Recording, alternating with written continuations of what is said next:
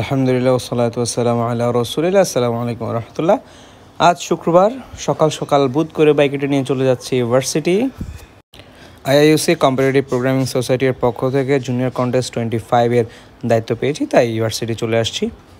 তো ভার্সিটি আসার পরেই যদি ভার্সিটির এই সুন্দর পরিবেশ না দেখাই, লাইব্রেরিটা না দেখাই এবং ফ্রন্টের যে সুন্দর পরিবেশ আছে সেটা না দেখাই, পুরো ভার্সিটির যে পরিবেশটা না আছে ওটা না দেখাই এবং আমাদের যে সেন্ট্রাল মস্ক আছে ওটা যদি না দেখাই, তাহলে মানে যে কোনো জিনিস একটি আইআইএসসি নিয়ে যে কোনো জিনিস একটি অপরিপূর্ণতা পায় আর কি। পাশাপাশি আমাদের আইআইএসসির যে বাসগুলো আছে ওগুলো যদি না দেখাই, পরিপূর্ণতা আসে না। তো আজকে যেহেতু মোটামুটি একটু কাজ ছিল, সেই কারণে বাসে করে আসা হয়নি, বাইকে করে চলে আসছি এবং অলরেডি আমরা চলে আসছি আমাদের ডেপথের সামনে। ওই সামনে দেখতে পাচ্ছেন, এটা হচ্ছে আমাদের সিএসসি ডিপার্টমেন্ট, ঠিক আছে। আমি অলরেডি লেট, কারণ কন্টেস্ট অলরেডি শুরু হয়ে গিয়েছে। আমি আসছি প্রায় 10-15 মিনিট পরে।